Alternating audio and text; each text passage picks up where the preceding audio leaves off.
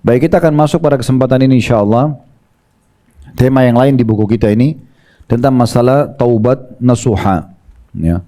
Nah ini Bapak Ibu sekalian berada dari halaman 29 sampai 35 atau 36 kurang lebih. Saya tidak tahu apakah ini bisa kita tuntasin atau tidak, tapi kita coba menyelesaikannya ya. Satu bab khusus tentang masalah taubat. Nah taubat ini bahasanya atau artinya adalah kembali. Ya, secara etimologi dia kembali.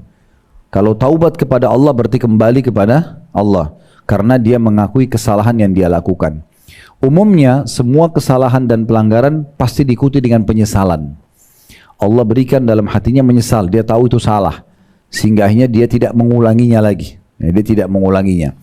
Nah, taubat ini saya melihat adalah sebuah tiket VIP luar biasa gitu. Karena dengan taubat ini Allah bukakan pintu ini satu saja, maka sudah cukup memberikan kepada kita keselamatan dunia akhirat. Bagaimana tidak?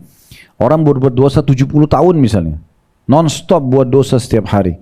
Kalau Allah izinkan dia di umur 71 dia taubat, dia kembali kepada Allah walaupun hitungan menit, yang penting dia tulus kepada Tuhannya, dosanya 70 tahun bersih.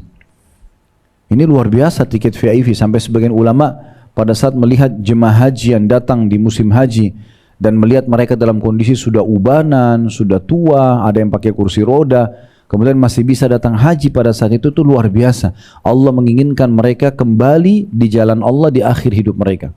Berapa banyak di antara mereka yang tadinya mungkin belum sholat, akhirnya sholat pulang dari haji misalnya. Itu Allah ingin kebaikan buat mereka. Bahkan setiap orang di antara kita, kalau Allah berikan kesempatan untuk melakukan satu perbuatan ibadah, pastikan itu adalah bentuk kasih sayang Allah kepada dia. Kata Ali radhiyallahu anhu, kalau Allah mengizinkan lisan seorang hamba beristighfar, berarti Allah tidak ingin menyiksanya. Kalau Allah mau kan Allah bisa tahan lisannya, tidak akan ucapkan astagfirullah. Tapi dengan astagfirullah dia selamat dari siksa Allah, gitu kan? Karena istighfar akan menyelamatkan dia dari siksa, kan gitu. Nah, taubat ini Bapak Ibu sekalian manfaatnya besar sekali. Selain tadi membersihkan kesalahan kita masa lalu, sehingga kita bisa selamat dari hukuman-hukuman Allah Subhanahu wa taala, taubat ini akan mengembalikan semua fasilitas yang tertahan karena dosa. Jadi kalau seorang hamba melakukan dosa, itu berarti dia telah membuka sebuah pintu ya untuk mengurangi fasilitas dia. Karena dosa itu mirip kalau kita di perusahaan kita melanggar. Nah, kalau melanggar kan di perusahaan buat pelanggaran, berarti dia sudah membuka pintu ancaman untuk dia mendapatkan kekurangan fasilitas ya. Misalnya dipotong gaji ya. Misalnya dia tidak mendapatkan bonus ya. Misalnya dia mendapatkan SP atau surat peringatan. Ada bahkan lebih parah karena besar pelanggarannya maka langsung di PHK kan gitu. Dikeluarkan dari perusahaan dengan tidak terhormat misalnya. Maka itu di perusahaan manusia. Begitu juga dengan Allah Subhanahu wa taala. Tanpa disamakan Allah dengan makhluknya, tapi Allah memiliki peraturan-peraturan, kalau dilanggar maka orang itu sangat dekat dengan ancaman. Cuma bedanya antara Allah dengan makhluknya, kalau manusia mungkin Bapak Ibu buat pelanggaran di perusahaan, maka bisa saja dikeluarkan dari perusahaan dan perusahaan tidak akan menerima lagi. Siapa di dunia ini Bapak Ibu sekalian pemilik perusahaan yang masih mau menerima pegawainya yang sudah melakukan pencurian misalnya, atau manipulasi data, atau pernah memukul temannya, atau menyakiti atasannya dengan kata-kata yang tidak baik misalnya? Tidak ada, gitu kan? Orang manusia tidak akan memaafkan orang seperti ini, atau mungkin tidak akan menerimanya minimal lagi kerja. Kalaupun membuka pintu maaf misalnya, maka tidak akan interaksi lagi dari sisi pekerjaan, kan gitu. Tapi Allah Azza wa Jalla berbeda. Kalau kita taubat Bapak Ibu sekalian, maka semua kesalahan kita yang lalu dimaafkan. Dan ini dan di sisi Allah SWT semua fasilitas yang dia tadinya tertahan karena membuka pintu dosa dikembalikan. Ya. Jadi kalau kita kayak di perusahaan tadi bisa kembali kerja lagi, bisa seperti nama kita pertama harum, nggak ada urusannya dengan masa lalu. Makanya kata Nabi SAW, At-ta'ibu minadz-dzambi kaman la dzamba lahu. Orang yang taubat dari dosanya maka seperti orang yang tidak punya dosa sama sekali. Jadi tidak ada hukuman sama sekali bagi dia. Ya, sebagaimana juga sabda Nabi SAW dalam hadis yang lain, at-taubatu tujubu ma qablaha, taubat akan membersihkan kesalahan-kesalahan yang lalu. Yang berarti di sisi Allah Subhanahu wa taala fasilitas yang tadinya tertahan karena dia buat dosa dikembalikan. Makanya orang yang sudah taubat itu kembali Allah Subhanahu wa taala bukakan pintu rezeki, tapi sudah yang halal bukan lagi yang haram.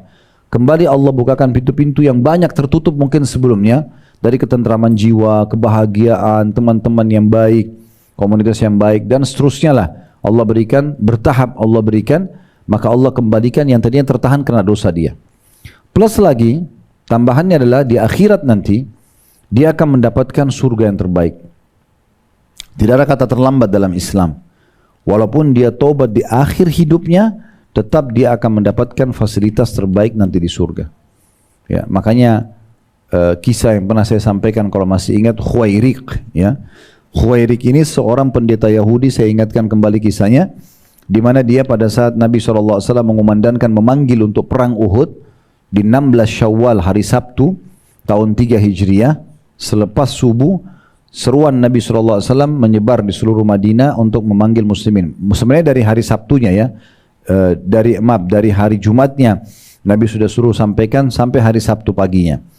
Lalu kemudian berkumpullah semua orang-orang untuk ikut berperang, termasuk Khuwairik.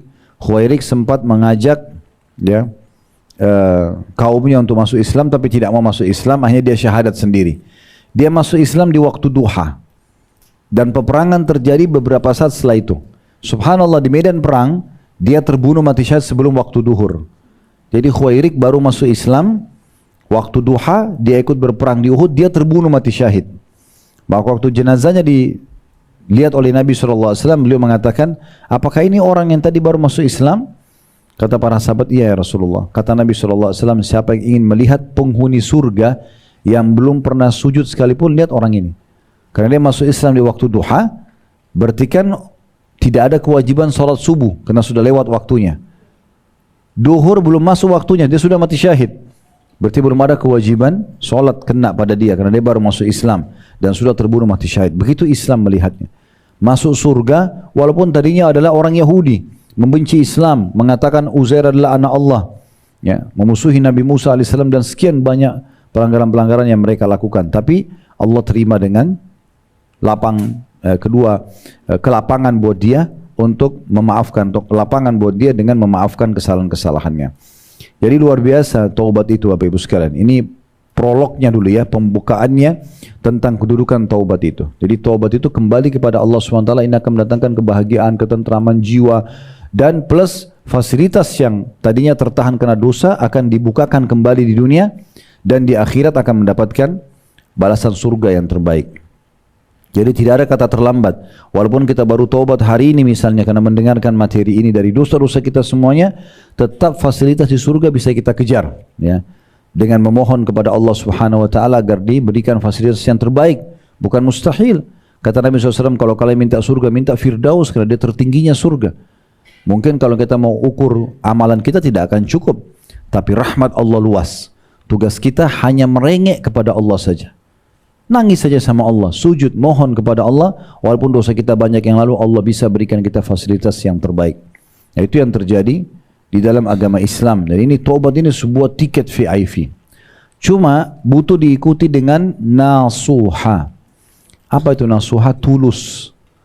Memang betul-betul dia taubat karena dia menyesal pada Tuhannya. Ya. Jadi bukan karena ajakan temannya, bukan karena disuruh sama orang tuanya, bukan desakan pasangannya, bukan anaknya. Memang dia sendiri merasa ini salah. Ada orang, tidak ada orang, dia tetap taubat atau kembali kepada Allah Subhanahu wa taala dengan nasuha. Tulus ini maksudnya betul-betul dia merasa dia salah, dia memohon ampun kepada Allah, dan dengan ketulusan ini dia tidak akan mengulangi pelanggarannya.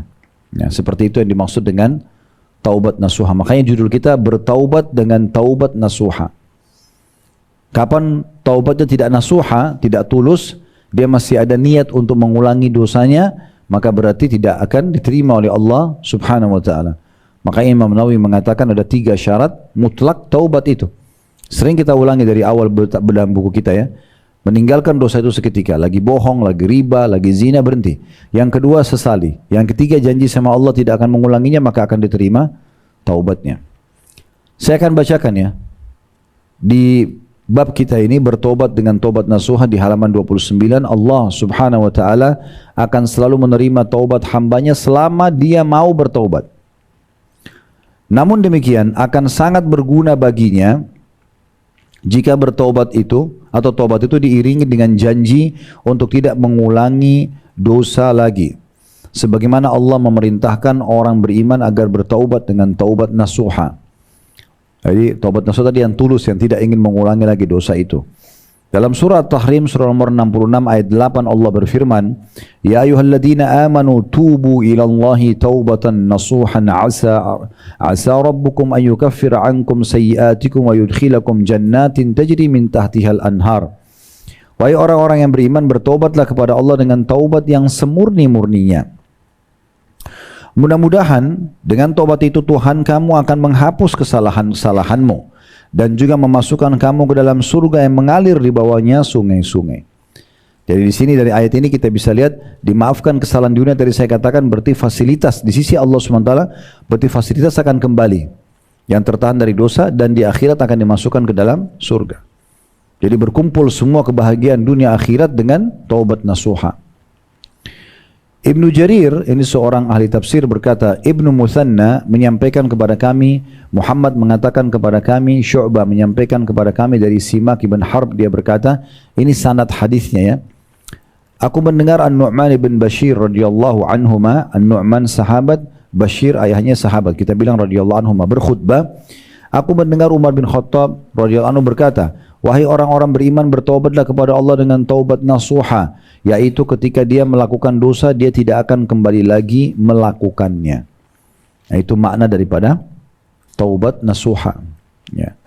Kalau seandainya Bapak Ibu sekalian kita berpikir rasional saja, kalau seandainya Allah subhanahu wa ta'ala mengharamkan segala sesuatunya termasuk kebutuhan dasar kita tidak bisa kita nikmati, misal makan, minum, ya, biologis, pakaian, apalah, pekerjaan, jabatan, ya, dan segala macam. Ini nggak boleh semuanya.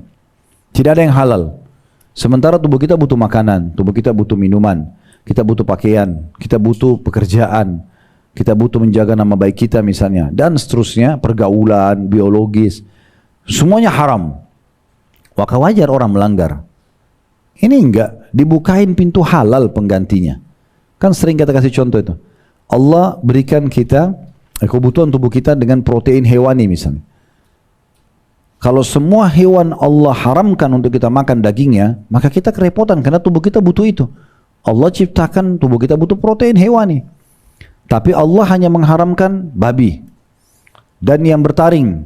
Jumlahnya tidak banyak itu. Tapi diganti dengan sapi, kambing, ayam, kelinci dan semua hewan air halal. Berapa miliar jumlahnya itu. Kita makan ikan aja potong sedikit kecil aja sudah kenyang, apalagi satu ekor misalnya. Kan itu luar biasa bagaimana Allah SWT beri penuhi kebutuhan kita. Dan di laut ini tidak habis-habis jumlahnya hewan tersebut, banyak sekali. Berarti Allah datangkan pengharaman babi tadi dan hewan bertaring sebagai ujian kepada kita. Ya. Di perusahaan saja, di manusia misalnya, supaya mudah difahami, pasti ada saja kan hal-hal yang kalau kita langgar dikeluarkan dari perusahaan. Mungkin kalau Anda pertama melamar jadi pegawai, maka yang ditawarkan oleh HRD-nya misalnya, oh kalau kerja on time gini dan begitu akan dapat ini, ya, fasilitasnya kan, dapat uang gaji sekian, dapat ini, dapat itu, fasilitas kendaraan misalnya atau rumah dinas dan segala macam lah, apa yang dikasih, bonus-bonus dijelaskan semua. Tapi dari satu sisi, semua perusahaan pasti juga punya hal-hal yang berupa ancaman. Ya, coba tanya, kalau saya melanggar, saya tidak datang on time, akadnya jam 7.30 sampai jam 5 sore, tapi saya datang jam 8 misalnya, pasti akan ada hukumannya, nggak mungkin tidak ada. Kalau pekerjaan target 3 bulan, saya nggak penuhi, apa konsekuensinya? Pasti akan ada. Puncak-puncaknya kalau ditanya, apa yang membuat saya dikeluarkan dari perusahaan? Oh kalau Anda mencuri, oh kalau Anda begini, oh kalau Anda begitu. Nah seperti itu agama. Ya. Jadi kalau kita kerjakan semua kebaikan-kebaikan, kita menjadi seorang yang berprestasi. Kalau perusahaan tadi jadi pegawai yang prestasi, kita akan dapat semua fasilitasnya. Tapi kalau kita langgar, maka akan ada ancaman berkurangnya fasilitas, bahkan bisa hilang sama sekali. Sebagaimana di perusahaan, nah seperti itu. Cuma perbedaan tadi saya bilang, kalau di sisi Allah subhanahu wa ta'ala, kalau kita menyakui kesalahan kita dan kita kembali, Maka bedanya dengan manusia, kalau manusia kita tidak akan dikasih lagi fasilitas itu, kayak bekerja kembali ke perusahaan itu misalnya, atau jadi partner bisnis lagi, atau jadi pasangan hidup lagi, enggak. Tetapi kalau di sisi Allah SWT kita dikembalikan semua fasilitas tadi. Ats-Tsauri, bagi yang pegang buku, Ats-Tsauri itu Sufyan Ats-Tsauri namanya, itu julukan beliau ya. Nama dia Sufyan. Sufyan Ats-Tsauri ini adalah seorang ulama yang masyhur di Mekah. Berkata dari Simak, dari An-Nu'man, dari Umar radhiyallahu anhu, dia berkata, taubat nasuha adalah seseorang bertaubat dari dosa lalu dia tidak lagi mengulanginya atau tidak ingin lagi mengulanginya. Dia tidak mau lagi mengulanginya. Nah, itu namanya taubat nasuha. Ini yang sedang kita bahas. Sehingga fasilitas yang Allah tahan karena dosa kita tidak dikembalikan, dan di akhirat kita selamat masuk di atau ke surga. Ada di situ yang saya kasih tanda kutip ya. Karena ini Allah amanahkan buku ini kami susun. Taubat nasuha adalah seseorang bertobat dari dosa lalu dia tidak lagi mengulanginya atau tidak ingin lagi mengulanginya. Ini tagline-nya nih, ya. Yang di sebelah kiri yang ada tanda kutip itu, sedikit kami bold tulisannya, itu untuk menitikberatkan ini loh taubat itu. Ya. Ingat Bapak Ibu sekalian, tujuan majelis ilmu seperti ini bukan duduk meramaikan dan dengar telinga kanan keluar telinga kiri, bukan. Sayang sekali kalau Bapak Ibu kumpul di sini hanya untuk itu. Kita duduk di sini sama-sama, saya meluangkan waktu, Bapak Ibu meluangkan waktu supaya kita mengetahui apa yang Tuhan kita perintahkan lalu kita praktikin dalam kehidupan kita. Orang yang pintar adalah orang yang melakukan hal tersebut. Dia mengambil pelajaran dari apa yang sudah Allah dan Rasulnya jadikan sebagai wahyu untuk disampaikan. Hari ini Allah Subhanahu wa taala memudahkan Bapak Ibu hadir di sini sebagaimana juga saya hadir. Allah juga memudahkan tutur kata ini keluar untuk kita sama-sama merenungi. Maka orang yang cerdas orang yang mengambil sebagai pelajaran dan kemudian diterapkan dalam kehidupan dia. Jangan hanya sekedar, oh tadi ceramahnya bagus ya, oh tadi bahasan tentang ini ya, tapi nggak ada manfaat buat dia. Kembali dari sini berulang lagi dosanya, berulang lagi pelanggarannya. Lalu apa manfaatnya bahasan? Sayang sekali. Majelis ilmu tujuannya untuk diterapkan ilmu tersebut dan kita tidak membahas masa lalu seseorang. Saya selalu mengatakan dalam setiap pengajian saya, kalau kita sedang membahas sebuah tema, kita sedang berbicara hari ini ke depan, ya. Apapun itu sifatnya. Masa lalu ada yang kita langgar, itu berarti masa lalu. Tinggal sekarang kita perbaiki ke depan selama Allah masih kasih umur supaya kita lebih dekat dengan Allah Subhanahu wa taala. Baik, di situ kami angkat ya firman Allah Subhanahu wa taala diambil dari potongan tadi Wahyu ayat 8 surat Tahrim 66. Mudah-mudahan Tuhan kamu akan menghapus kesalahan-kesalahanmu dan memasukkan kamu ke dalam surga yang mengalir di bawahnya sungai-sungai. Ini maksudnya bagi orang yang taubat nasuha. Siapa di antara kita punya jaminan Bapak Ibu sekalian bisa hidup selamanya? Enggak ada. Kita pasti bisa meninggal. Mau kulit kita masih kencang, mau umur kita masih muda, ya mau program kita masih banyak, tidak harus sakit dulu. Kita bisa meninggal seketika. Beruntung orang yang faham ini, dia segera taubat lalu dia isi sisa umurnya dengan kebaikan. Dia segera selamatkan dirinya. Dan insya Allah fasilitas dunia akan kembali, di akhirat juga akan diberikan yang terbaik. Selanjutnya Allah Subhanahu wa taala janjikan bagi mereka penghapusan dosa dan di akhirat Allah masukkan mereka ke dalam surga yang mengalir di bawahnya sungai-sungai. Selain itu, bagi orang yang gemar beristighfar, bertobat dan menyesali dosa-dosanya, Allah janjikan kedudukan yang baik di dunia. Allah Subhanahu wa taala limpahkan rezeki yang banyak baginya, rumah tangga yang harmonis, anak keturunan yang saleh. Allah Subhanahu wa taala hindarkan diri dari berbagai macam musibah. Sebagaimana Allah jelaskan dalam surah Nuh, surah nomor 71 ayat 10 sampai ayat 12. Ini perkataan Nabi Nuh alaihissalam kepada kaumnya, menyebutkan tentang masalah manfaat istighfar dan taubat dan apa yang didapatkan. Allah berfirman, "Faqultu astaghfiru rabbakum innahu kana ghaffara yursilis samaa'a 'alaikum midrara wa yumditkum bi amwalin wa banina wa yaj'al lakum jannatin wa yaj'al lakum anhara." Maka aku berkata kepada mereka, mohonlah ampunan kepada Tuhanmu. Sungguh Dia Allah Maha Pengampun. Jadi sebesar apapun dosamu pasti akan dimaafkan. Tinggal merengek, mohon saja kepada Allah. Niscaya dengan taubat dan istighfar itu, Dia, D-nya besar kata ganti Allah, akan menurunkan hujan yang lebat dari langit kepadamu. Di sini bukan berarti musibah ya. Kalau hujan turun, ya kayak kita kan sekarang kemarau nih ya, sampai ada perintah untuk sholat istisqa ya. Karena sudah lewat September, ini sudah masuk Oktober, belum hujan-hujan juga. Biasanya yang ber ini September, Oktober, November, Desember, 4 bulan ini kan hujan ya. Ini tidak. Sampai saya kemarin sempat ada tablik akbar di Jawa Timur, lewat di satu daerah gitu ke tempat lokasi tablik akbar itu kering sekali sampai pecah-pecah tanah di sana. Kuasa Allah SWT. Nah, turun hujan ini manfaat karena tanah yang mati pun gersang, ya, peceklik itu akan basah dan mulai tumbuh tumbuhan. Dari situ ada genangan-genangan air, sungai mulai mengalir lagi, ya. Kemudian bermanfaat bagi hewan, bermanfaat bagi tumbuh-tumbuhan, bermanfaat bagi manusia. Air itu luar biasa. Ya, makanya Allah SWT mengatakan dalam firman yang lain, وَجَعَلْنَا مِنَ الْمَاءِ كُلَّ شَيْءٍ حَيٍّ. Kami jadikan dari air semuanya bisa hidup. Ya, manusia bisa tahan tanpa makan tapi tidak bisa tahan tanpa minum. Kita bisa tahan lapar. Abi Dzar radhiyallahu anhu pernah tinggal 40 hari di Mekah tidak makan apa-apa kecuali minum air Zam-Zam. Hidup. Gitu kan? Tapi kalau tidak minum ini enggak mungkin. Ya. Oleh karena itu air itu sumbernya, makanya dikatakan Allah dengan istighfar menurunkan hujan buat kalian, maksudnya kesuburan, makmur datang dari langit sana. Kemudian dia juga, D-nya kata ganti Allah, memperbanyak harta. Berarti taubat sama istighfar akan mendatangkan sumber rezeki dan juga anak-anak. Bagi yang belum karunia anak, Allah SWT bisa berikan dengan istighfar itu. Tentu yang belum punya pasangan, Allah murahkan akan dapat pasangan, tapi jangan putus asa, terus saja mohon kepada Allah Subhanahu wa taala. Dan juga mengadakan dengan istighfar dan taubat itu sungai-sungai untukmu. Sungai mengalir manfaatnya besar, ambil ikannya, ambil hewan di situlah, ya, udang apalah segala macam dimakan. Ada orang ambil mutiara dan segala macam hal. Setelah ayat ini kami menulis seorang laki-laki datang mengadu kepada Al-Hasan Basri tentang kekeringan. Jadi peceklik yang luar biasa. Maka Hasan Basri berkata, mintalah ampun kepada Allah, istighfar kepada Allah. Kemudian datang orang lain mengadukan kefakiran, sudah lama kerja enggak pernah kaya. Maka Hasan Basri berkata, mintalah ampun kepada Allah. Kalau dalam bahasa Arab sebenarnya ini perbanyak istighfar. Bukan cuma istighfar, selalu ulangin. Lisan ini di gigi mobil, lagi di dapur, lagi di kamar, selama bukan tempat yang dilarang berzikir kayak WC, ada kesempatan astagfirullah wa tubu ilaih, astagfirullah. Kita istighfar selalu. Ya. Kata Hasan Basri, perbanyak istighfar. Lalu datang orang ketiga mengatakan, doakan kami agar mendapatkan keturunan karena sudah lama menikah enggak punya keturunan. Maka dia berkata, mintalah ampun kepada Allah. Kemudian datang lagi orang lain mengadukan kebunnya yang penuh kekeringan. Maka Hasan Basri mengatakan, mintalah ampun kepada Allah.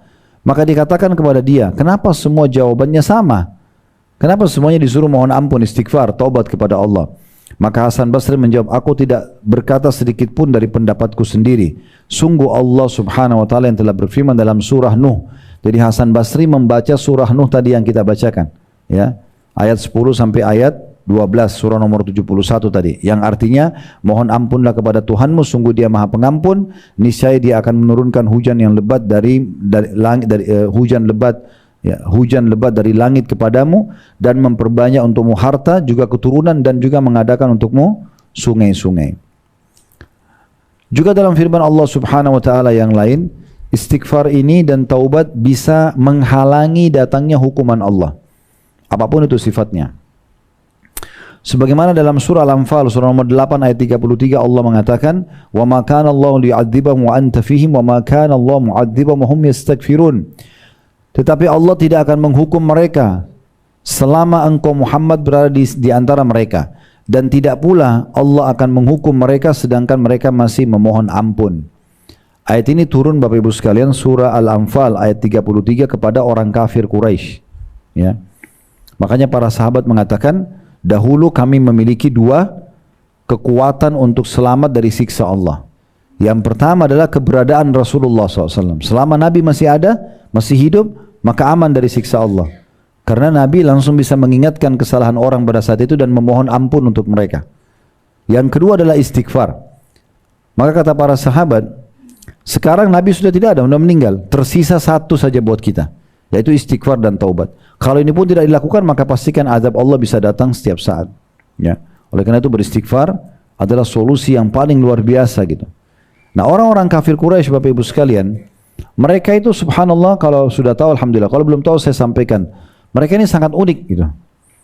Sampai kata Nabi SAW, sesungguhnya Hajar Aswad dan Maqam Ibrahim, ya, dua-duanya itu akan memancarkan cahaya yang memenuhi antara timur dan barat. Seluruh alam semesta ini bisa terang dari cahayanya, ya, kalau bukan karena dosanya orang-orang Quraisy.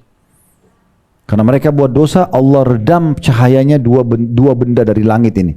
Dalam sebuah riwayat, dua benda ini adalah dari surga. Ya. Jadi luar biasa. Lalu apa dosa mereka sampai seperti itu? Yang pertama syirik kepada Allah. Mereka datangkan patung-patung dekat Ka'bah sampai ada 360 patung. Dan Allah murka sekali dengan orang yang berbuat kesyirikan ini. Mereka berdoa sama Allah, yakin Ka'bah rumah Allah, tapi patung-patung ini dimintai juga. Ya.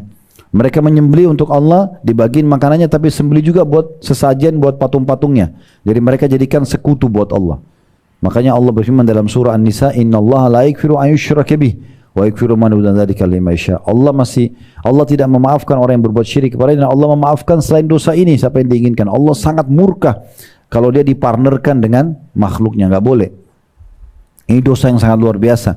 Makanya waktu Nabi SAW membebaskan kota Makkah dari kekufuran, membawa pasukan 10.000 orang mengepung Makkah lalu merebutnya dari kekufuran, yang pertama Nabi lakukan adalah menghancurkan 360 patung itu. Kumpulkan semua orang-orang Quraisy di sekitar Ka'bah yang mereka anggap selama ini Tuhan-Tuhan mereka, dan mereka bumbuhi, syaitan bumbuhi buat mereka. Sampai ada di antara mereka yang berkeyakinan nggak boleh mandang mukanya patung itu. Kalau mandang bisa kualat. Ada Tuhan yang mereka anggap paling besar, namanya Hubal. Mereka namakan Hubal. Patungnya tinggi sekali. Kalau orang melihat harus melongo ke atas. Itu saking dihormatinya sampai mereka anggap tidak boleh melihat ke arah patung itu. Dan patungnya dirantai supaya nggak dicuri sama orang. Gitu. Jadi mereka takut Tuhannya dicuri, gitu ya. Itu subhanallah patung yang paling besar. Setiap kali ada sesuatu yang terjadi di Mekah, mereka mengatakan, "Oh Hubal kutuk dia, oh Hubal kutuk dia," selalu begitu. Ya. Karena mereka memang menganggap itu Tuhan. Maka Nabi SAW jalan mengelilingi Ka'bah sambil menghancurkan patung itu dengan tongkat beliau. Ada di antara patung itu belum disentuh dengan tongkat Nabi sudah hancur sebagai bentuk mukjizat supaya mereka lihat. Ya, ada juga yang Nabi pukul baru hancur. Nabi biarkan 359 patung semuanya dihancurkan, sudah hancur lebur jatuh di tanah. Ya.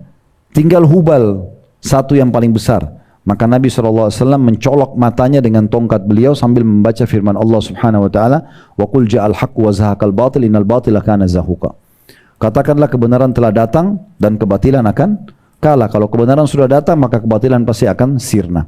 Maka jatuhlah Hubal itu, patung yang sangat besar, hanya disentuh sama Nabi SAW sama tongkat sebagai jatuh, pecah menjadi beberapa bagian, lalu sahabat datang menghancurkan patung tersebut. Nah, ini perbuatan yang luar biasa. Berapa banyak umat Islam yang melakukan pelanggaran-pelanggaran seperti masukkan patung di rumahnya, walaupun dengan alasan seni ataupun yang sejenisnya. Ini nggak boleh. Ya, patung itu nggak boleh. Makanya Nabi SAW mengatakan rumah tidak dimasuk oleh malaikat adalah rumah yang ada anjing dan ada patungnya. Jadi nggak boleh, gitu kan? Nah ini penting untuk digarisbawahi. Kemudian yang kedua, mereka selain syirik kepada Allah Subhanahu Wa Taala melakukan banyak pelanggaran seperti yang diharamkan memakan bangkai, ya. Kemudian mereka juga melakukan perjudian, mereka menjadikan dukun-dukun sebagai pemimpin mereka sehingga selalu minta saran pada dukun-dukun, ya.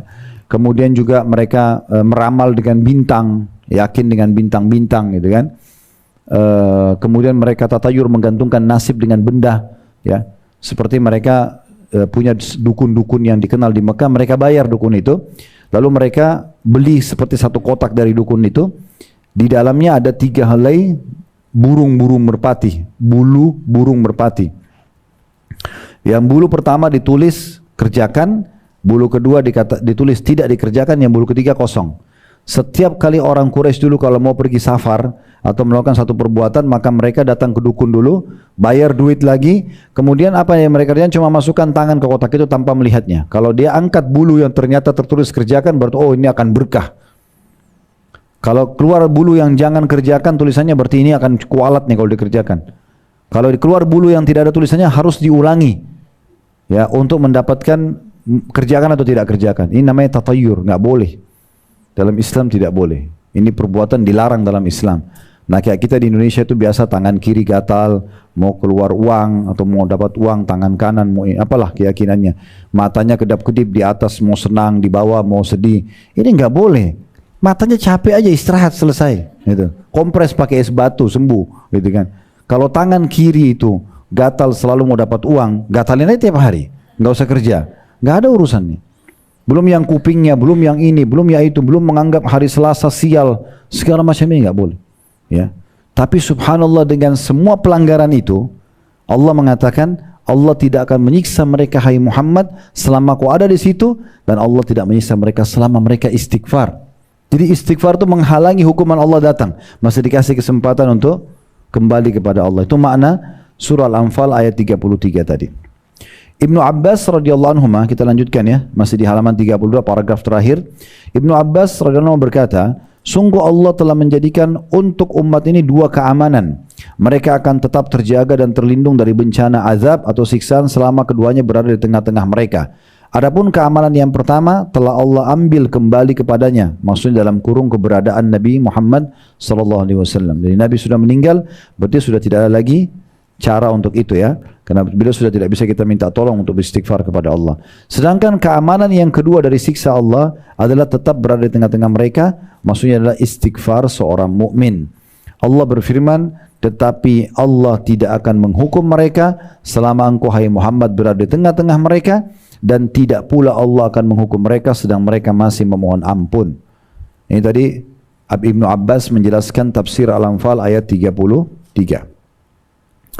Nabi Muhammad SAW sebagai manusia terbaik, pemilik akhlak yang paling mulia, telah diampuni oleh Allah dosanya, baik yang lalu juga yang akan datang. Nabi Muhammad SAW itu dosa yang lalu semua dimaafkan, kalau pernah dilakukan, kalaupun belum dikerjakan sudah dimaafkan sama Allah. Ini kelebihan Allah SWT berikan kepada para nabi-nabinya. Ya. Namun beliau tetap beristighfar dan menyuruh umatnya untuk memperbanyak istighfar. Ya, dalam sabda Nabi SAW ada di situ hadis yang berbunyi, ya ayuhan nasu tubu ilallahi fa inni atubu fil yaumi ilaihi mi'ata marrah. Wahai manusia, bertobatlah kepada Allah karena aku sendiri, walaupun dosaku sudah dimaafkan yang lalu dan akan datang, tetap bertobat 100 kali dalam sehari. Ada footnote nomor 22 di bawah ya, bisa dilihat hadis itu riwayat Imam Muslim nomor 2702. Jadi Nabi SAW pun mau istighfar, kenapa kita enggak istighfar? Para sahabat juga mengatakan, in kunna na'uddu li Rasulillah sallallahu alaihi wasallam fil majlisil wahidi mi'ata marra rabbighfirli wa tub alayya innaka antat tawwabur rahim. Artinya, sungguh kata para sahabat, kami telah menghitung ucapan Rasulullah sallallahu alaihi wasallam dalam satu majlis. Jadi kalau lagi duduk begini atau ngobrol sama teman-temannya, pasti sahabat menghitung dari semua ucapan beliau pasti diselipin istighfar. Dan mereka mengatakan, pasti kami temukan ucapan Nabi dalam ucapan ngobrol sama sahabat-sahabatnya, Rabbighfirli wa tub alayya. Ya, Rabbighfirli wa tub alayya innaka antat tawwabur rahim. Ya. Ya Tuhanku, ampunilah aku dan terimalah taubatku, sungguhnya engkau adalah zat yang maha menerima taubat lagi maha penyayang. Kata para sahabat sebanyak 100 kali. Nabi terus ulangi, Rabbighfirli wa tub alayya innaka antat tawwabur rahim. Terus ngobrol lagi. Besok Nabi ulangi lagi, di saat teringat lagi, Rabbighfirli wa tub alayya ya innaka antat tawwabur rahim. Terus ngobrol lagi. Tapi sahabat hitung dalam satu majelis itu bisa sampai 100 kali Nabi ulangi. Ya, padahal sebenarnya beliau sudah diampuni dosa-dosanya yang lalu. Ya. Selanjutnya di halaman 34 lanjutannya, Rasulullah SAW bahkan mengajarkan Sayyidul Istighfar atau tuannya istighfar. Artinya yang terbaik, kalau Bapak Ibu mau istighfar, ini istighfar yang terbaik. Ya, tapi tentu istighfar cukup banyak lafadznya ya, tapi ini yang terbaik, dikenal dengan Sayyidul Istighfar atau tuannya istighfar. Ini biasanya kita dianjurkan baca sekali pagi dan sekali sore, tapi diikuti dengan keyakinan dan keikhlasan ya. Kata Nabi SAW, Sayyidul Istighfar, tuannya istighfar. Yang terbaik dari istighfar adalah antaqula, engkau mengucapkan, Allahumma anta rabbi la ilaha illa anta khalaqtani wa ana abduka wa ana ala ahdika wa wa'dika mastata'at a'udzu bika min syarri ma sana'at abu'u laka bi ni'matika 'alayya wa abu'u bi dhanbi faghfirli fa innahu la yaghfiru dhunuba illa ant. Ya, yang artinya, ya Allah, sesungguhnya engkau Tuhanku, tidak ada yang berhak disembah kecuali engkau. Engkau lah yang telah menciptakanku, aku adalah hambamu, dan aku berada di atas janji, ya. Aku berada di atas perjanjian denganmu ya, dan meyakini janjimu semampuku. Aku berlindung kepadamu dari seluruh keburukan yang pernah aku lakukan, dan aku mengakui nikmat-nikmatmu kepadaku, dan aku juga mengakui dosa yang aku lakukan, maka ampunilah aku, sesungguhnya tidak ada yang mengampuni dosa kecuali engkau. Itu kata Nabi SAW, itu tadi yang di sini Bapak Ibu lihat di halaman 34, hadis lafaz bahasa Arab dan terjemahannya. Di bawah ada penjelasan tentang keutamaannya. Dalam lanjutan hadis, beliau SAW bersabda, "Wa man qalaha minan nahari mukinan biha." Siapa yang mengucapkannya di siang hari atau pagi hari dengan penuh keyakinan dengan apa yang dia ucapkan. Kalau kita di sini ikut dengan terjemahannya supaya kita faham, oh ini yang kita ucapkan gitu ya. Famata min yaumihi qabla an yumsi, kemudian dia meninggal sebelum tiba sore hari, wa huwa min ahlil jannah, dijamin dia masuk ke dalam surga. Wa man qala min al-laili wa huwa muqinun biha, dan siapa yang mengucapkannya sore hari dengan penuh keyakinan dengan janji Allah Subhanahu wa taala dan Rasulnya Muhammad SAW ini, famata, kemudian dia mati qabla an yusbih, sebelum dia tiba pagi hari, fa huwa min ahlil jannah, maka dia termasuk penghuni surga. Ada footnote nomor 24, hadis riwayat Bukhari nomor 6306. Ya, jadi ini Sayyidul Istighfar adalah bagian pilihan istighfar. Kalau tadi kan ada Rabbi ghfirli wa tub alayya innaka antal ghafurur rahim, itu yang sering diulangi Nabi SAW dalam satu majlis. Tapi boleh enggak saya baca astagfirullah wa atubu ilaih saja? Bisa. Astagfirullah saja bisa. Ada yang lebih panjang, astaghfirullahil azim alladzi la ilaha illa huwal hayyul qayyum wa atubu ilaih. Nah, kalau hadis yang istighfar yang baru saya sebutkan terakhir ini, ada al hayyul qayyum, itu kata Nabi SAW akan diampuni dosanya si pengucap walaupun sebanyak buih di lautan. Ya, kan ada sifat Allah al hayyu al qayyum, zat yang maha hidup dan terus menerus mengurus makhluknya. Kemudian istri yang mulia, istri Nabi SAW, Ummul Mukminin Aisyah radhiyallahu anha berkata, "Kana Rasulullah sallallahu alaihi wasallam yukthiru an yaqula qabla mauti subhanallahi wa bihamdi astaghfirullah wa atubu ilaih." Sebelum meninggalnya Rasulullah SAW, beliau memperbanyak mengucapkan, ya, ini doa ini istighfarnya, subhanallahi wa bihamdi, maha suci Allah dan segala puji baginya, astaghfirullah wa atubu ilaih, atau beristighfar kepadanya, memohon maaf ya, wa atubu ilaih, dan berjanji tidak akan mengulanginya. Jadi kalau Bapak Ibu bilang astagfirullah, itu sama dengan kalau kita sama manusia, maafin saya ya. Ya, itu astagfirullah. Kayak kita bilang maafin saya Allah. Wa atubu ilaih, saya janji tidak akan mengulanginya. Nah, seperti itu. Ini contoh lafaz istighfar yang lain. Jadi Nabi SAW juga membaca subhanallahi wa bihamdi astagfirullah wa atubu ilaih. Sangat baik kalau seorang muslim dan muslimah memvariasikan doa-doa ini ya. Minimal sehari sekali dia baca, supaya dicatat di buku amalnya dia sudah mengamalkan apa yang Nabi SAW amalkan ya. Dan ini istighfar ringan sekali, astagfirullah subhanallah wa bihamdi astagfirullah wa atubu ilaih, atau tadi astagfirullah saja, atau astagfirullahil azim, atau astagfirullah wa atubu ilaih. Ada astagfirullahil azim alladzi la ilaha illa huwal hayyul qayyum wa atubu ilaih, atau sayyidul istighfar, Allahumma anta rabbi la ilaha illa anta khalaqtani wa ana 'abduka wa ana ala ahdika wa wa'dika mastata'tu a'udzu bika min syarri ma sana'tu abu'u laka bi ni'matika 'alayya wa abu'u bi dhanbi faghfirli fa innahu la yaghfiru dzunuba illa ant. Ini ada footnote di situ disebutkan oleh Imam Ahmad dalam musnadnya beliau, itu di halaman 35. Yang terakhir di sini kita tutup dengan ini insyaallah. Kalau ada pertanyaan setelah ini silahkan. Yaitu hadis qudsi. Tadi ini hadis yang luar biasa dalam masalah taubat. Ya, dalam masalah taubat. Allah Subhanahu wa taala tidak pernah mau melihat dosa hambanya. Yang penting orang ini mau kembali, mau taubat. Dan tadi sudah saya bilang, berarti dia berjanji setelah itu tidak mau mengulangi dosanya ya, maka Allah akan terima. Hadis qudsi ini berbunyi, Nabi SAW bersabda, Allah Subhanahu wa taala berfirman, "Ya bna Adam, innaka ma da'awtani wa rajautani ghafartu laka ma ala ma kana fika wala ubali."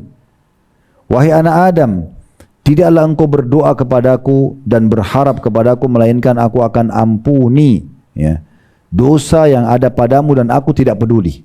Maksudnya tidak peduli, tidak mau tahu jumlahnya, tidak mau tahu besarnya. Yang penting kamu mau memohon kepadaku, beristighfar kepadaku, aku maafkan. Dan aku tidak peduli. Artinya tidak ada orang yang bisa intervensi di situ. Tidak ada orang yang bisa mengatur Allah, nggak ada. Tinggal merengek sama Allah, berdoa, Allah maafkan. Gitu. Ya bna Adam, dilanjutkan lagi, walau balagat dzunubuka ananas samai thumma astaghfartani ghafartu laka wala ubali. Wahai anak Adam, seandainya dosa-dosamu telah mencapai setinggi langit, Banyak sekali. Sampai sekarang manusia dengan teknologi zaman kita, kalau mau ke bulan masih butuh 1 bulan, gitu kan. Dan itu baru bulan, bintang yang dianggap terdekat lah, gitu kan. Belum bisa kita ke bintang-bintang yang lain yang jauh di sana. Apalagi kalau mau menjangkau langit dengan tangannya nggak mungkin, udah mustahil. Gitu. Tapi kalau dosa kita sepenuh langit itu semuanya, kemudian kata Allah, engkau meminta ampun kepadaku, niscaya aku akan mengampuninya. Dan aku tidak peduli. Maknanya apa? Tidak mau lihat dosamu, apa yang kau sudah kerjakan, tidak mau juga, atau tidak ada juga yang bisa intervensi kepadaku. Aku maafkan. Tidak ada masalah. Yang penting mau nggak istighfar, gitu. Nah itu yang penting. Kemudian penutupan hadis dikatakan, ya bena Adam, innaka law ataitani bi qurabil ardi khataya la thumma lakitani la tusyrik bi syai'a la ataituka bi qurabiha maghfirah. Wahai anak Adam, kalau seandainya engkau datang kepadaku dengan membawa kesalahan sepenuh bumi, kemudian engkau menemuiku dengan tidak mempersekutukan sesuatu denganku, niscaya aku akan datang kepadamu dengan ampunan sepenuh bumi itu juga. Hadis ini riwayat Tirmidzi dan dinilai sahih oleh Syekh Albani. Baik, kita tutup dengan hadis ini. Saya akan bedah hadis ini karena hadis ini berisikan beberapa potongan janjian dari Allah. Yang pertama dulu, adanya anjuran, faedahnya untuk memperbanyak doa, ngerengek, manja sama Allah. Makanya Ibnu Qayyim rahimahullah pernah melihat ada satu kasus. Beliau lewat di depan satu rumah, rupanya di rumah itu ada satu ibu lagi marah sama anaknya. Saking marahnya ibu ini sampai anaknya dikeluarkan di depan pintu, ditutup pintu. Anak itu ngerengek-ngerengek, nangis. Karena lama ibunya nggak bukain pintu, anak itu tidur depan pintu. Karena sudah tidur nggak ada suaranya, rupanya ibunya mungkin prihatin juga, dibuka pintu, digendong, dibawa segini ke dalam. Ibnu Qayyim saksikan itu. Kata Ibnu Qayyim, maha suci Allah. Andai saja seorang hamba seperti anak itu pada ibunya kepada Allah, niscaya Allah akan kasih. Karena Allah lebih sayang kepada kita daripada ibu kepada anaknya. Cuma kadang-kadang kita tuh malas, gitu kan? Makanya Sufyan ats-Tsauri rahimahullah tadi salah satu nama ulama yang kita sebutkan meriwayatkan hadis, beliau itu termasuk ulamanya Mekah. Tidak pernah Bapak Ibu sekalian punya hajat apapun, kecil ataupun besar, kecuali beliau wudu, sholat, sujud. Karena kebetulan beliau di Mekah, beliau depan Ka'bah, sujud. Tidak angkat kepalanya sampai dia tuangkan semua dengan bahasa dia kepada Allah, dan dia tidak angkat sampai dia merasa hatinya pelong baru diangkat kepalanya. Kembali kepada Tuhannya. Karena kalau nikmat sedang melimpah, ingat selalu itu, yang ciptakan kita Allah, yang ciptakan nikmat itu Allah, yang bisa mempertahankan hanya Allah. Lalu untuk apa minta pada manusia? Gitu kan? Minta kepada Allah Subhanahu wa taala. Allah bisa menggerakkan semua manusia yang tadinya ada hak kita sama dia, Allah kasih melalui dengan caranya Allah. Tidak usah kita habisin energi untuk apa? Minta kepada penciptanya. Kalau orang jahat depan mata kita, yang ciptakan kita Allah, yang ciptakan dia Allah, yang ciptakan kejahatannya Allah, yang bisa membuat dia berubah adalah Allah. Orang nggak bayar utang, orang niat nyakitin kita, orang apa saja, Allah bisa ubah. Doa itu bisa menembus benteng musuh dan membuat musuh pecah dari dalam dan akhirnya kalah. Bisa. Apalagi kalau cuma satu orang manusia atau 2 orang manusia, Allah lunakkan hatinya, bisa sekali. Kan gitu. Kalau kita sedang ditimpa musibah, ujian apapun, yang ciptakan kita Allah, yang ciptakan ujian itu Allah, yang bisa memberikan solusi hanya Allah. Minta terus sebenarnya kepada Allah SWT. Mungkin ada yang mengatakan begini, Ustaz, saya punya masalah, saya sudah coba berdoa sama Allah sekian lama, berapa minggu, berapa bulan, mungkin ada yang sudah tahunan, tapi Allah belum kasih. Bukan Allah belum kasih. Perhatikan hadis-hadisnya. Yang pertama hadis sahih riwayat Bukhari, kata Nabi SAW, tidak ada seorang muslim di muka bumi yang berdoa kecuali Allah berikan jawaban melalui 3 tahapan. Salah satu dari 3 ini. Yang pertama Allah kasih langsung. Ya Allah sembuhin saya, kita dapat dokter cocok, konsultasi cocok, resep cocok, sembuh. Yang kedua, kalau tidak langsung Allah kasih, yusraf anhu su, Allah hilangkan keburukan yang akan menimpa dia. Jadi bisa saja selama Bapak Ibu berdoa setahun, sebulan, 2 tahun ini, itu sebenarnya banyak musibah yang datang tapi Allah hilangkan dengan doa itu. Ada banyak hal yang Allah selamatkan kita dari musibah itu. Mungkin ada orang mau ganggu kita, mungkin ini, mungkin itu. Yang ketiga, yuddahar lahu yaumal qiyamah, akan disimpankan untung yang dia panen dalam bentuk pahala pada hari kiamat. Dan ini yang paling mahal bagi semua pendoa. Karena kata Nabi SAW, nanti akan datang orang hari kiamat. Renung ini ya. Akan datang orang hari kiamat, kata Nabi SAW, diberikan pahala bergunung-gunung. Banyak sekali. Mereka bingung, karena nanti di akhirat kan kita tahu semua. Oh, saya dapat pahala ini karena doa ini. Saya dapat pahala ini karena sedekah ini misalnya. Loh, Ada pahala dikasih gunung, dia tidak tahu dari mana sumbernya. Mereka tanya kepada para malaikat, dari mana pahala-pahala segunung ini? Maka kata para malaikat, ini doa-doa kalian yang belum kalian lihat jawabannya di dunia. Jadi kita sudah berdoa, Rabbana atina fid dunya hasanah, atau ya Allah sembuhin saya, atau ya Allah bukain pintu rezeki buat saya, Allah mudahin pernikahan saya sama dia misalnya. Lalu Allah belum kasih di dunia. Datang dalam bentuk pahala bergunung-gunung hari kiamat. Jadi berdoa itu tidak ada ruginya.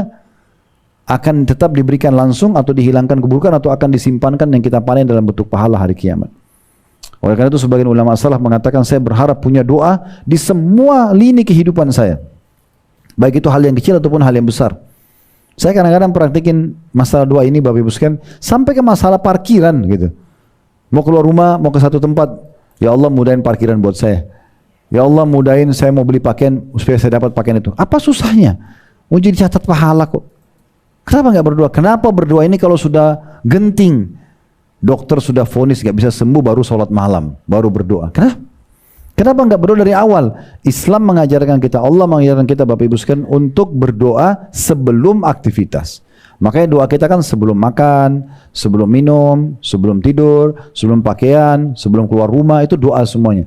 Kalau suami istri mungkin sebelum biologis, nah ini semua doa-doa sebelum aktivitas tersebut. Nah ini, jadi doa ini ternyata bisa mendatangkan pengampunan dosa juga. Sebagaimana di sini dikatakan oleh Nabi SAW, Allah mengatakan, hai anak Adam, kalau seandainya kau mohon kepadaku, kau merengek kepadaku, maka aku akan maafkan kesalahanmu dan aku tidak peduli. Bukan hanya diberikan apa yang dia minta, diampuni dosanya. Kemudian pesan yang kedua, wahai anak Adam, kalau seandainya dosamu telah mencapai langit ini, lalu kau mohon ampun kepadaku, maka aku akan maafkan tanpa aku peduli. Tidak ada intervensi yang bisa melarang aku gitu. Di sini kata ulama hadis, di sini ada ya penjelasan tentang kalau dosamu mencapai langit. Kata ulama tidak ada orang dosanya sampai langit. Ya. Tapi di sini Allah Subhanahu wa taala menyebutkan kalau ini menunjukkan bagaimana luasnya rahmat Allah dan bagaimana dahsyatnya istighfar itu sampai kalaupun sebanyak itu tetap dimaafkan, apalagi kalau kurang dari itu. Nah, gitu. Syaitan seringkali membuat kita kayak putus asa. Kayaknya Allah tidak akan maafkan saya. Kayaknya Allah tidak akan kasih. Kayaknya sudah begini keadaan saya. Ini selalu sangka buruk sama Allah. Nggak boleh. Kita harus optimis dan sangka baik kepada Allah. Kata Nabi SAW dalam hadis Bukhari, hadis Qudsi, Allah berfirman, ya ana inda dhanni abdi bi falyadhunnu bi ma sya. Aku sesuai dengan prasangka hambaku, maka dia boleh berprasangka sesuai yang dia inginkan. Kalau Bapak Ibu sangka buruk sama Allah, kayaknya Allah nggak sembuhin, kayaknya Allah nggak kasih. Sudah begitu dikasih. Tapi kalau kita optimis, enggak, Allah akan kasih, Allah akan terima, Allah akan mudahkan, Allah akan sembuhkan. Maka Allah kasih dengan niatnya. Ya. Kemudian hadis yang kedua yang perlu direnungi adalah Nabi SAW ini berita gembira. Kata Nabi SAW, Allah kalau mendengar doa yang indah dari seorang hamba, dia ngerengek, ya Allah tolong, ya Allah berikan, ya Allah begini dan begitu, maka Allah terlambatkan jawabannya. Kata Nabi SAW, Allah sengaja tidak kasih langsung. Kenapa? Ya, agar dia tetap dalam doanya. Sekarang begini, kalau kita lagi sakit nih, ya Allah sembuhin saya, tiba-tiba sembuh, masih berdoa? Tapi Allah tunda 3 hari, 5 hari, 1 minggu. Selama itu kan kita berdoa terus tuh. Ya. Maka ini nanti kalau kita tahu besarnya pahalanya hari kiamat, kita akan berharap mungkin seumur hidup kita diuji begitu. Karena besarnya pahala yang kita bisa dapatkan. Jadi Allah bukan tidak mendengar. Allah menunda dengan hikmahnya. Mungkin nanti Allah akan kasih kita di waktu dan tempat yang kita lebih butuh daripada dikasih sekarang. Gitu kan? Atau misalnya Allah hilangkan keburukan. Kita minta nikah sama si fulan tapi Allah nggak kasih. Maka mungkin memang di situ ada keburukan. Selama kita sudah berdoa. Kalau kita paksakan mungkin jadi masalah misalnya. Ya sudah. Sangka baik dengan Allah SWT. Tapi tetap minta agar diberikan yang terbaik dari Allah SWT. Gitu.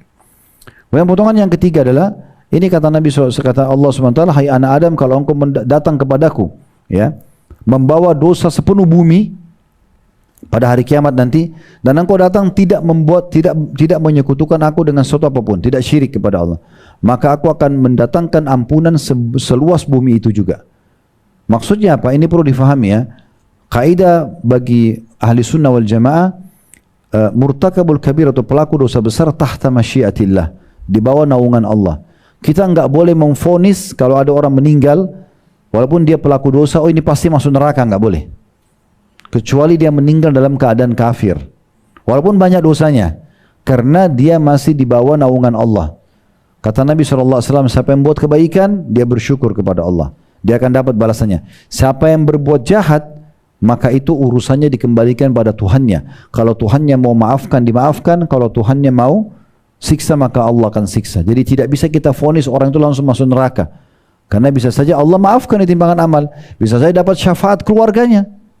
Karena keluarganya punya kelebihan amal hari kiamat, lalu dia tolong. Saya bantu ini sekian amal, nilai amal saya misalnya. Kan bisa saja ada namanya syafaat hari kiamat ya. Pertolongan yang dikasih.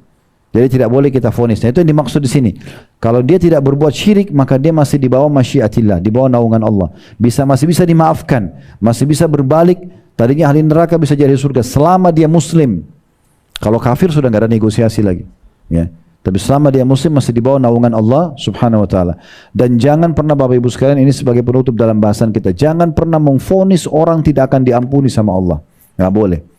Pernah terjadi dulu ada dua orang, satu orang soleh, satu ahli maksiat. Yang orang soleh ini selalu nasihatin orang yang maksiat. Jangan kau buat dosa nanti Allah marah, jangan kau buat dosa. Tapi tidak mau didengar. Nggak mau tidak dihiraukan. Satu waktu karena jengkel yang soleh ini mengatakan, Allah tidak akan maafkan kamu. Di saat itu langsung turun Jibril kepada Nabi Muhammad SAW dan mengatakan, siapa orang ini berani benar mendahului keputusanku, kata Allah. Ketahuilah sungguhnya aku telah maafkan pelaku dosa itu dan aku telah hancurkan amalnya orang yang ini. Jadi nggak usah intervensi ke hak kausalitasnya Allah, nggak ada urusan kita. Tugas kita cuma nasihatin kalau kita tahu dia salah, nggak usah intervensi ke dalam. Ingat, makin kita tidak tahu kesalahan orang, makin aman buat kita. Nggak usah nyari-nyari kesalahan orang. Maka dalam Islam memata-matai dosa besar, ya mencari-cari kesalahan orang itu dosa besar, nggak boleh. Bahkan kata Nabi, siapa yang mencari-cari aib seorang muslim, maka Allah akan membongkar aibnya walaupun dari dalam rumahnya sendiri. Jadi nggak usah campuri. Kalau depan mata kelihatan kemungkaran, jelas baru kita luruskan. Kalau kita korek-korek jangan. Nggak usah. Itu aman buat kita, gitu kan? Dan dia bersama dengan Tuhannya. Bapak Ibu di sini yang jadi status suami ataupun istri, harus sadar, kita menikah untuk menjadi pendamping, bukan pengawas. Bukan pengawas. Nggak usah jadi pengawas. Karena tidak ada orang yang suka diawasi. Saya kalau saya berpikir mengawasi, saya nggak bisa tenang di luar begini. Istri saya lagi buat apa? Hubungan sama siapa? Kan gelisah. Ibu juga begitu sama suami. Nggak usah, serahkan kepada Tuhannya. Dan Allah tugaskan malaikat bodyguard, nggak digaji. Ngapain ambil tugasnya? Hah? Udah biarin dijaga sama Tuhannya. Ya kan gitu. Karena memang kaidah dasarnya, pelaku dosa itu di bawah keputusan sang pencipta Allah. Allah mau Allah maafkan, Allah mau Allah hukum. Tidak usah khawatir. Tapi kalau Allah buka depan mata kita, baru kita luruskan. Ingatkan, itu namanya kemungkaran. Ya, kita tegakkan kemungkaran, ingkari kemungkaran tersebut agar dia selamat atau keluar dari kesalahannya. Allahu a'lam. Ini bahasanya insya Allah kedepannya kita akan masuk ke bahasan lain, yaitu tentang kisah para salafus saleh dalam bertobat dari dosa-dosa mereka.